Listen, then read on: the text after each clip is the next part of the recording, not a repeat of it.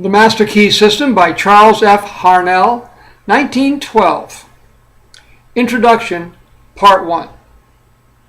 It is my privilege to enclose herewith Part 1 of the Master Key System. Would you bring into your life more power? Get the power consciousness. More health? Get the health consciousness. More happiness? Get the happiness consciousness. Live the spirit of these things until they become yours by right. It will then become impossible to keep them from you. The things of the world are fluid to a power within man by which he rules them. Now, you need not acquire this power. You already have it. But you want to understand it. You want to use it. You want to control it. You want to impregnate yourself with it so that you can go forward and carry the world before you. Day by day, as you go on and on, as you gain momentum, as your inspiration deepens, as your plans crystallize, and as you gain understanding, you will come to realize that this world is no dead pile of stones and timber, but that it is a living thing. It is made up of the beating hearts of humanity. It is a thing of life and beauty. It is evident that it requires understanding to work with the material of this description, but those who come into this understanding are inspired by a new light, a new force. They gain confidence and greater power each day. They realize their hopes and their dreams come true. Life has a deeper, fuller, clearer meaning than before. And now, Part 1. Number 1. That much gathers more is true on every plane of existence, and that loss leads to greater loss is equally true. Number 2. Mind is creative, and conditions, environment, and all experiences in life are the result of our habitual or predominant mental attitude. Number 3. The attitude of mind necessarily depends upon what we think. Therefore, the secret of all power, all achievement, and all possession depends upon our method of thinking. Number 4. This is true because we must be before we can do. And we can do only to the extent which we are. And what we are depends upon what we think. Number 5. We cannot express powers that we do not possess. The only way by which we may secure possession of power is to become conscious of power. And we can never become conscious of power until we learn that all power is from within. Number 6. There is a world within, a world of thought and feeling and power, of light and life and beauty, and although invisible, its forces are mighty. Number 7. The world within is governed by mind. When we discover this world, we shall find the solution for every problem, the cause for every effect. And since the world within is subject to our control, all our laws of power and possession are also within our control. Number 8. The world without is a reflection of the world within. What appears without is what has been found within. In the world within may be found infinite wisdom, infinite power, infinite supply of all that is necessary, waiting for unfoldment, development, and expression. If we recognize these potentialities in the world within, they will take form in the world without. Number 9. Harmony in the world within will be reflected in the world without by harmonious conditions, agreeable surroundings, the best of everything. It is the foundation of health and a necessary essential to all greatness, all power, all attainment, all achievement, and all success. Number 10. Harmony in the world within means the ability to control our thoughts and to determine for ourselves how any experience is to affect us. Number 11. Harmony in the world within results in optimism and affluence. Affluence within results in affluence without. Number 12. The world without reflects the circumstances and the conditions of the consciousness within. Number 13. If we find wisdom in the world within, we shall have the understanding to discern the marvelous possibilities that are latent in this world within, and we shall be given the power to make these possibilities manifest in the world without.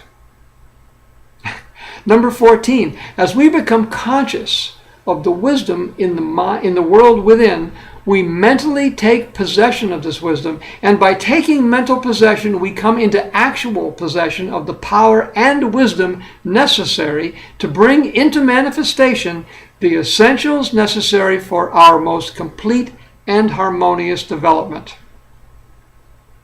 Number 15. The world within is the practical world in which the men and women of power generate courage, hope, enthusiasm, confidence, trust, and faith, by which they are given the fine intelligence to see the vision and the practical skill to make the vision real. Number 16. Life is an unfoldment, not accretion. What comes to us in the world without is what we already possess in the world within. Number 17. All possession is based on consciousness. All gain is the result of an accumulative consciousness. All loss is the result of a scattering consciousness. Number 18. Mental efficiency is contingent upon harmony. Discord means confusion. Therefore, he who would acquire power must be in harmony with natural law. Number 19. We are related to the world without by the objective mind. The brain is the organ of this mind, and the cerebrospinal system of nerves puts us in conscious communication with every part of the body. This system of nerves responds to every sensation of light, heat, odor, sound, and taste. Number 20. When this mind thinks correctly, when it understands the truth, when the thoughts sent through the cerebrospinal nervous system to the body are constructive, these sensations are pleasant and harmonious. Number 21. The result is that we build strength, vitality, and all constructive forces into our body. But it is through the same objective mind that all distress, sickness, lack, limitation, and every form of discord and inharmony is admitted to our lives. It is therefore through the objective mind, by wrong thinking, that we are related to all destructive forces. Number 22. We are related to the world within by the subconscious mind. The solar plexus is the organ of this mind. The sympathetic system of the nerves presides over all subjective sensations such as joy, fear, love, emotion, respiration, imagination, and all other subconscious phenomena. It is through the subconscious that we are connected with the universal mind and brought into relation with the infinite constructive forces of the universe. Number 23. It is the coordination of these two centers of our being and the understanding of their functions which is the great secret of life. With this knowledge, we can bring the objective and subjective minds into conscious cooperation and thus coordinate the finite and the infinite. Our future is entirely within our own control.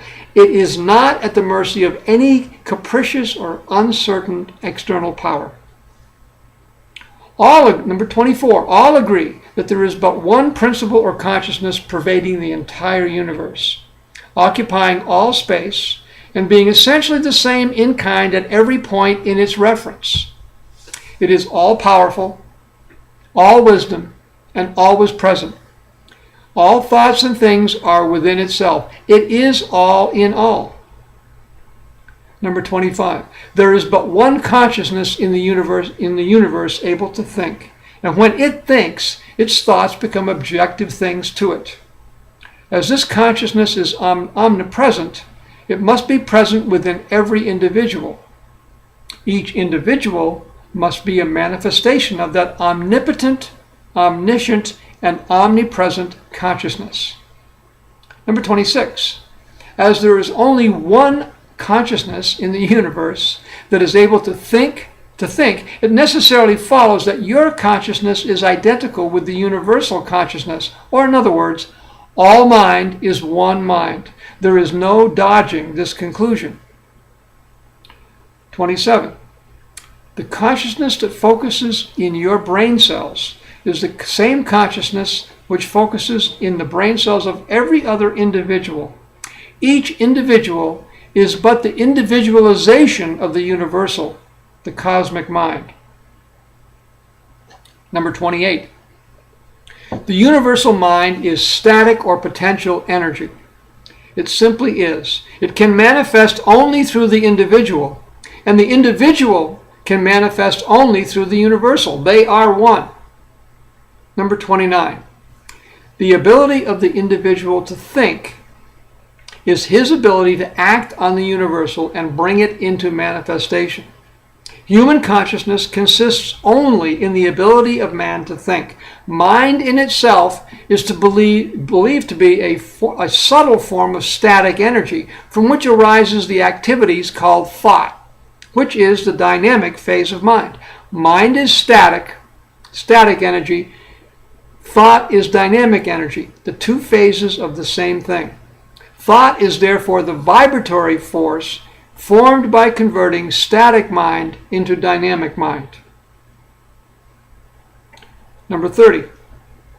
As the sum of all attributes are contained in the universal mind, which is omnipotent, omniscient, and omnipresent, these attributes must be present at all times in their potential form in every individual. Therefore, when the individual thinks, the thought is compelled by its nature to embody itself in an objectivity or condition which will correspond with its origin. Number 31. Every thought, therefore, is a cause, and every condition an effect. For this reason, it is absolutely essential that you control your thoughts so as to bring forth only desirable conditions. Number 32. All power is from within and is absolutely under your control. It comes through exact knowledge and by the voluntary exercises of exact principles. Number 33. It should be plain that when you acquire a thorough understanding of this law and are able to control your thought processes, you can apply it to any condition. In other words, you will have come into conscious cooperation with the omnipotent law, which is the fundamental basis of all things. Number 34.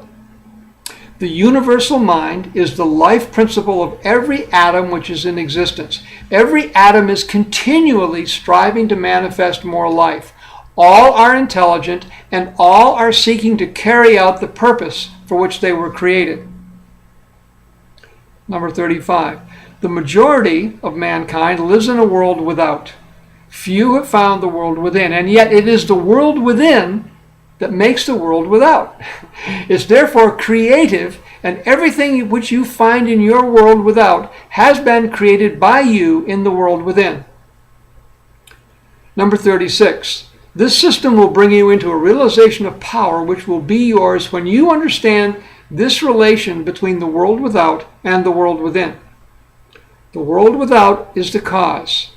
The world within, the world within is the cause. The world without is the effect. To change the effect, you must change the cause. Number 37, you will at once see that this is a radically new and different idea. Most men try to change effects by working with effects. They fail to see that this is simply changing one form of distress for another. To remove discord, we must remove the cause, and this cause can only be found in the world within. Number 38, all growth is from within. This is evident in all nature. Every plant, every animal, every human is living testimony to this great law, and the error of the ages is in looking for strength or power from without. Number 39, the world within is the universal fountain of supply, and the world without is the outlet to this stream.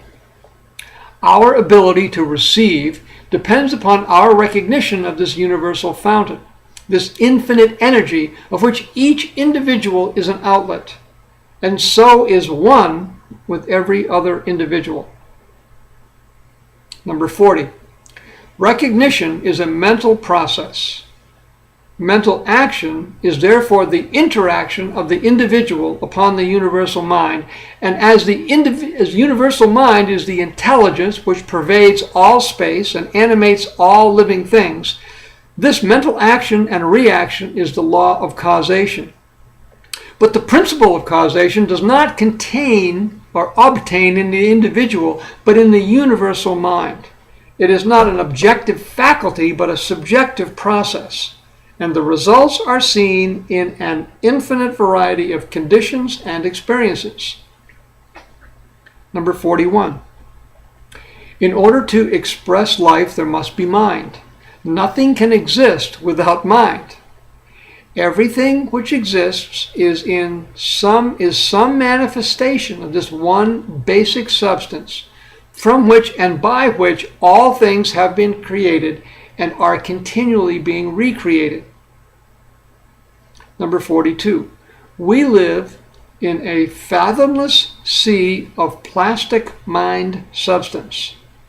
This substance is ever alive and active. It is sensitive to the highest degree. It takes form according to the mental demand. Thought forms the mold or matrix from which the substance expresses. Number 43. Remember that it is in the application alone that the value consists, and that a practical understanding of this law will substitute abundance for poverty, wisdom for ignorance, harmony for discord, and freedom for tyranny. And certainly there can be no greater blessing than these from a material and social standpoint. Number 44. Now make an application. Make the application. Select a room where you can be alone and undisturbed. Sit erect, comfortably, but do not lounge. Let your thoughts roam where they will, but be perfectly still for from between 15 minutes to a half hour. Continue this for 3 or 4 days or for a week until you secure full control of your physical being. Number 45. Many will find this extremely difficult. Others will conquer with ease. But it is absolutely essential to secure complete control of the body before you are ready to progress. Next week, you will receive instructions for the next step. In the meantime, you must have mastered this one. Okay, and that's the conclusion of part 1 of Charles Hamill's The Master Key System. Thank you.